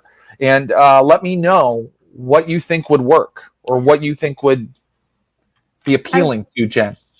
Is there any possibility, I know that the Inquisition just lights fire to shit, but is there any possibility that Dr. Orman's old haven, like maybe if they had to leave it in a hurry or something, that if I went there, that there might be some, because I think Jen probably always wanted to go there and like look through the library and never could. So if there's any, potentially to go there and see if there's anything left that she could look at. That is really interesting. Does she want to go tonight? I mean, I think she does. Messy critical, I think she does. Messy critical. Okay. What you running? I'm sprinting there. Okay. Very good. And let me ask, does she take anybody with her, or does she messy critical out on her own? I feel like she just goes. I feel like she's like, I'm losing them. I don't know what to do. Everything's out of my control. I'm just going to go. She gets frenzied and she's just like, I need to leave and figure this out. That's great. So, Jen Brown, you take the Tahoe. You just grab Brad's keys and you just take it, and you end up at the Old Economy Village. The Old Economy Village is right on the Ohio River. It was at one point a commune in like the 1800s for very religious, a religious group. It looks like almost like a dormitory, but there's a lot of it. And you can see that it stands dark and brooding, covered in ivy. In fact, everything is overgrown here. And, it used to have manicured lawns and like beautiful landscaping, and now it's all overgrown. So you're looking up at this sort of 19th century edifice, these like old chimneys kind of sticking up, rising up to the sky like crooked teeth, and all of this overgrown the vines and everything on it. And you may go in and investigate if you'd like. I would like to. That is fun. Are you going stealthily, or are you going with alacrity? Are you still in the grips of your messy critical? Like you're just going to break in and start pulling open cabinets? I mean, since I have no stealth, I'm going to say that I'm probably just woman on a mission, kind of beelining it in. Very good. There's no way I'm going to be able to pass a stealth roll. Jen Brown smashes her way in through a door. Like, it takes her a little time because she doesn't have like vampiric strength, but she breaks in. I'm going to say, Jen Brown, you at least maybe thought to bring like a flashlight with you. And you were looking at, there are several buildings to this, so it's going to take you the entire night. Give me a investigation roll, and I think you can use wits because you're doing this quickly. Like you're doing this like you're ransacking the place. Okay. 2 successes. 2 successes means it does take you all night, and you finally find the area that you think may have been their private quarters in one of the dormitories, because it has all updated, fixtures, and things look like they are quite luxurious. But you keep finding shelves that would have housed books, and the books are like gone. That's one of what they grabbed with them. So it appears that the Inquisition didn't make it here and burn it down. It appears that they ran before anybody found out about this haven, right? Mm-hmm. And you find 4 rooms, and one you realize belonged to Austin Mileve, the Tremere vampire you killed at the Cathedral of Learning, or maybe Miles did. But you realize that it definitely belongs to him. It's outfitted for a young man, and it is you're fascinated by these people, by the way, Jen Brown. The things that they left include mathematical equations half erased from chalkboards, all kinds of occult paraphernalia that they didn't bring with them, like wall hangings and things like that. But what I'm going to tell you do find with your 2 successes is when you break into a room on the far end of the hall from the 4 vampires that dwelt here, you suddenly realize that there is a figure in that room that is not moving, and it is watching you. It's very dark in here. Would you like to take your flashlight and look at it, or would you like to leave? Because, Jen Brown, you have suddenly, no roll necessary, got the feeling that there is someone in here with you. I'm going to point my flashlight at it. Oh my god! That's how this is horror films. Sorry. Yeah, that's okay. Sorry. A face of stone greets you. And a shoulder of stone, and 2 large stone wings, one of which is broken off. You are merely sitting with a statue, but as your flashlight rests on it, suddenly the face moves, and you see that part of it is cracked open, and beneath there is flesh and a human-seeming eye. And suddenly the thing gets up. Meanwhile, at the firehouse. Oh no. Meanwhile, at the firehouse, Lucius Ali, you are walking up to the firehouse with Alice and Circe, and Alice looks at you and goes, "Should I handle this, or do you want to, lover?" By all means, please take over, my queen. Knock, knock, knock. And after a little while, a fireman answers. He's he's in his normal clothes. He's not all dressed up to go to a fire. There's just people that stay here overnight sometimes. This is a working firehouse. And he's like, "Hello?" She's like, "I'm here to see Jimmy." And he's like, "I'm sorry, there's no Jimmy here. We don't even have a We don't even have a fireman named Jimmy. And she's like, no, he's here. You're going to let us visit. We just want to go upstairs. Yeah, okay. If you want to see Jimmy, that's cool. He opens the door, and she walks in, and Circe walks in with her. Remember, Circe has like a mohawk, like it's like covered in tats. It's like a very incongruous entrance. And she takes you upstairs. And upstairs they have like a little kitchen and some beds that people can rest on. But it's it's like a ceiling that's kind of low. Yeah, that's what Circe looks like. She's just walking into the firehouse with the rest of you. And she takes you back to a little corner in this room where they kind of eat and where they have little beds. And there's all of these photos on the wall, and they're old, Lucius. They're all tapped up in like a little shrine for firemen who fell on the job. And plaques that say, never forgotten and things like that. And she's like, she like sits down in front of it. And she's like, sit. Circe sits down beside her. I sit too.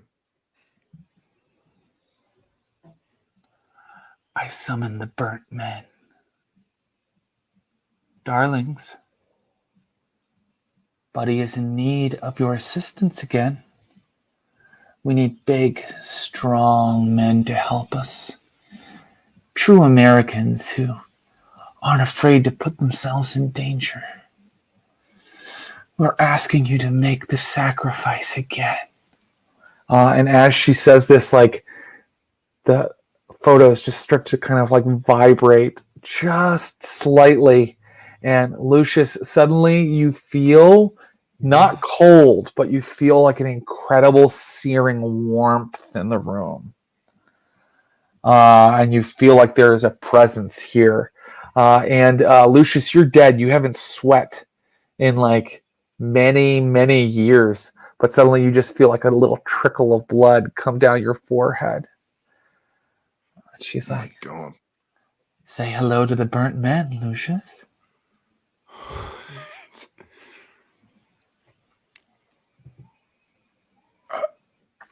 I think I'm just speechless. This is something beyond, I think, like, science and everything else in the world of what Lucius knows. Show yourself, darlings. My friend, he doesn't realize the sacrifices that you made for the city. Let him know you. Let him see your faces and know your names. And keep in mind, Alice is still kind of half burnt. And then suddenly, Lucius, like, the lights kind of flicker. And when they flicker, you suddenly realize that standing all around you in a circle are men like holding like fire axes, and men like even holding like the torn end of a hose. Some of them are still in fire gear, but they're all like charred corpses. And there is a smell of burnt flesh that wafts over your nose. And Circe's like, yeah. Circe's excited. She's like, hello. Thank you for your sacrifice, she says to them. And then I'm sort of going to look at Alice and kind of like be like, they can still physically harm, touch. What are these? She smiles and is like, these are brave men, Lucius. They're men that know that their lives are nothing compared to the great work that is the American experiment. I'm then going to just sort of be like, okay, and be like, yes, thank you for your services, heroes of this beautiful land. And then when that happens, suddenly they sort of just fully kind of start, they're half translucent, but occasionally, like, it's like a little bit of like a burning coal just glows for a second, and you see them, and they're all looking at you, Lucius. And so that's when Alice turns to you and says,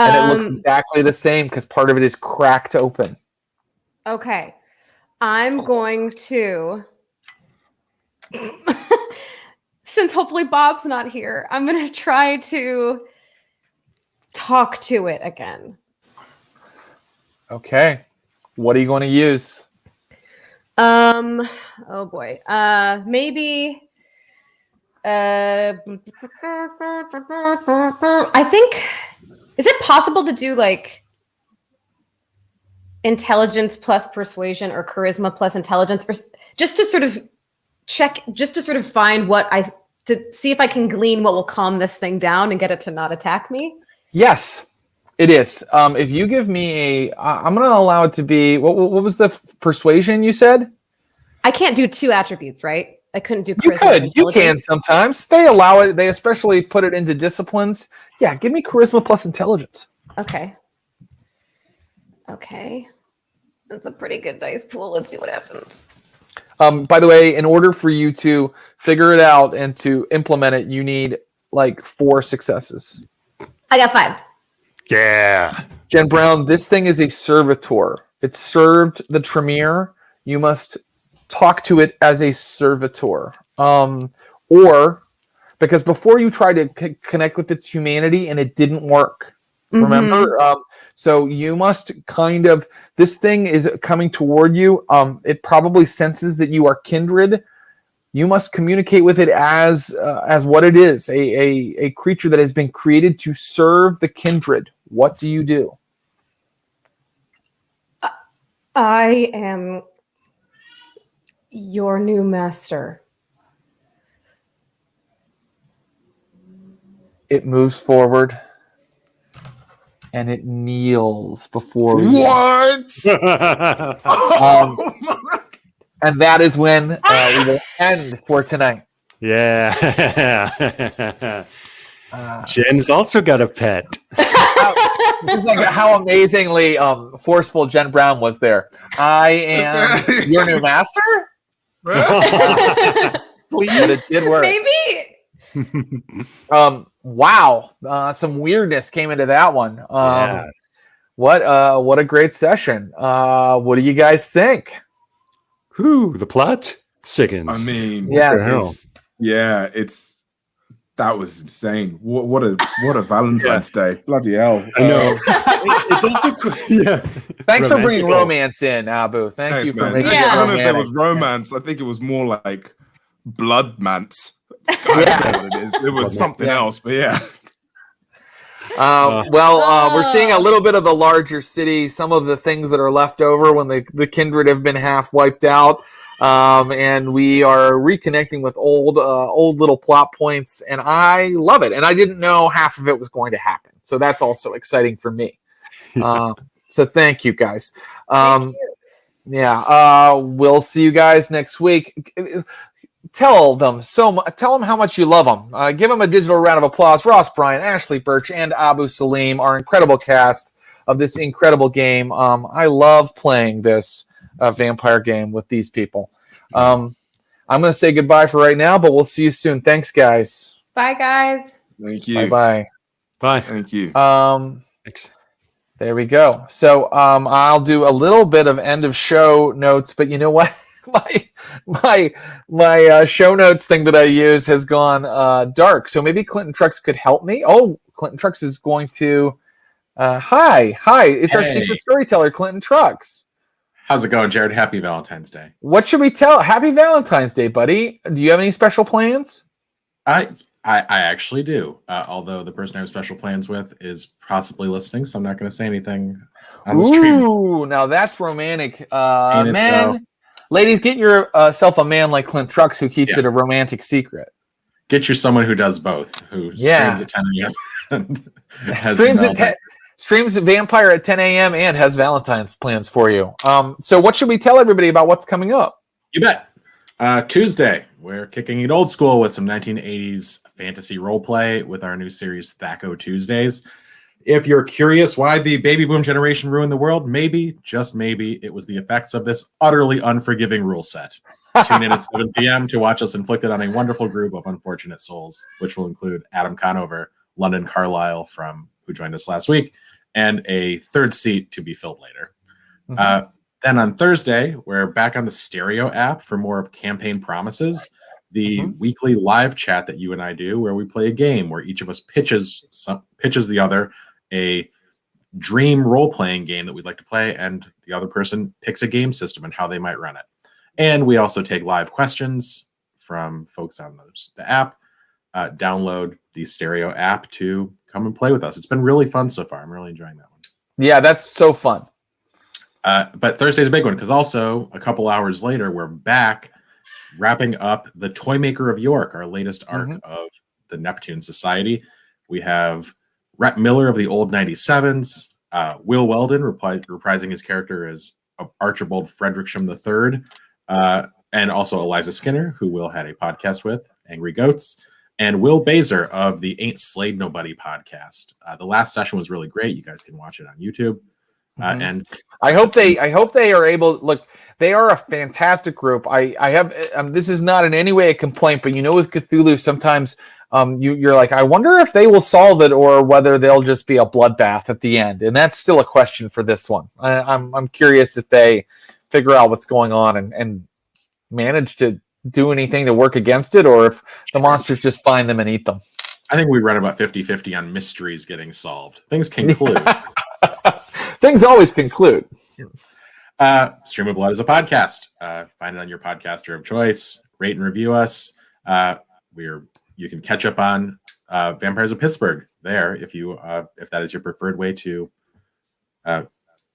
catch up with our stories. Vampires of Pittsburgh is moving along right there. Yeah. Somebody just asked about Lone Wolf in the chat. Yes. We will be doing more Lone Wolf.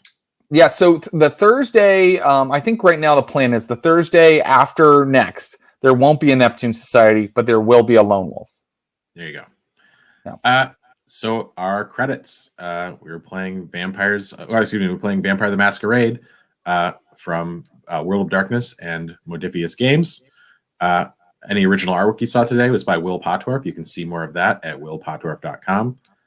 Spread the word about Stream of Blood. We're on Twitch as _ Stream of Blood _ and Instagram. Subscribe and comment on YouTube. The best way to talk to us is on Discord, the Stream of Blood server of Blood. And because we are old, we are also on Facebook. Special thanks to me, Secret GM Clinton Trucks. Other producer Brian Baldinger. I'm so sorry, Clint, but Clancy Knott is so smart because she said, so is Alice the witch that was circling Pittsburgh and not coming in? That's correct. Wow, that's like very deep. Like one character mentioned that once. Circe at one point was like, I know some chick that's kind of outside the city we could talk to. That's sorry, go ahead, Clint. Because that really is a thread that you and I had to remember to pick back up. Right, exactly, yeah. Our social media manager is Megan Arch. Our YouTube content producer is Matt Moynihan. We will have some great YouTube content for you coming out very soon. I think even this coming Tuesday. And our logo is by Garrett Ross. Our opening animation is by Andrew Orbital. And I've not been tracking the chat. Jared, are there any questions? I'm just gonna look. Does anybody want to give me a question or a comment, anything like that? Looks like people are just saying they enjoyed it, and I love that comment. Oh, I have something I want to say. Oh yeah, how did she serve Buddy? Well, Alice was one of the vampires at the garage all the way back, probably around episode 8, 9, 10 of Vampires of Pittsburgh. The coterie investigated the garage. She was the one that is described as kind of like a beautiful, kind of wafy, kind of Manson family member, kind of looking female. The other one was Carla, who looked like someone out of Faster Pussycat Kill, like a biker mama. But this was the other lady that was part of that coterie. And we didn't see a ton of her. She might not have even spoken, to be honest. I don't think she did. Yeah, so here she is now, and it's the random vampire they dug up when they dug up people that were in that waste site. So, but she's kind of telling you how she served Buddy. She was a member of his coterie and thinks very highly of him. So it's funny. We were trying to clear some NPCs out and drop them in a garbage dump, and these players dug them back out. That's true, and I didn't expect that to happen. So she was in the city. She was in McKeesport at the garage. Rewatch episodes 8, 9, 10. It's around there where they're investigating the barfly, Stu Redman, and then they find the garage where Buddy is located, and they find all kinds of things related to those people that I always wanted to pick back up. And there's some other questions coming through. And since I'm the person who puts questions on the screen, I will say I generally don't put questions up that our players don't know or didn't have opportunities to know, things like people's clans and whatnot. So yeah, guys, we don't really want to like sit here and go, actually. So I guess some GMs, like when they're done, go, so what was happening there is that there was a Cappadocian and he was attacking the Ventru and I always don't like that because if you can't understand it from the story, then why are you giving a big explication at the end? I think part of the fun is to try to figure out what's going on. Clearly, Alice has some facility with ghosts, and she says that Buddy is really the one who has facility with ghosts. So make your own conclusions based on that. I'll tell you what, you're probably going to figure it out pretty quickly because you guys, those of you who are hardcore vampire fans. The chat is really smart. They're frequently right, but our players are, and to their credit, do not go and do a bunch of metagaming research, so they know what their characters know. And I want them to experience the world the way someone who was actually in the situation might experience it, instead of coming in as like a hardcore vampire fan who mentions all the clans every time they talk. Like this is how I feel like a vampire experience would really work for someone. They would have to slowly learn all of these little bits of lore. And I also reserve the right to ignore the lore anytime I want. Clutch your pearls. Clutch your pearls. All right. Anything we else? We did it. That was a great session. Thanks for your... Oh, I have to say this. Thank you to Clinton Trucks and to Brian Baldinger, my good pals, partners, and producers here. Thanks to Megan Arch, who does our social media management. Thank you to Matt Moynihan, our YouTube content producer. Axel Kazes Taylor did the music for this. I always think when the show comes on how great it sounds. It's so evocative, and putting in the sirens and everything is amazing. And thank you to... Which I also love as well. Yeah. And thank you to Garrett Ross and to Andrew Orvidal, who do our logo and our opening animation. Until next time, happy Valentine's Day and #GetPink. That too. Bye.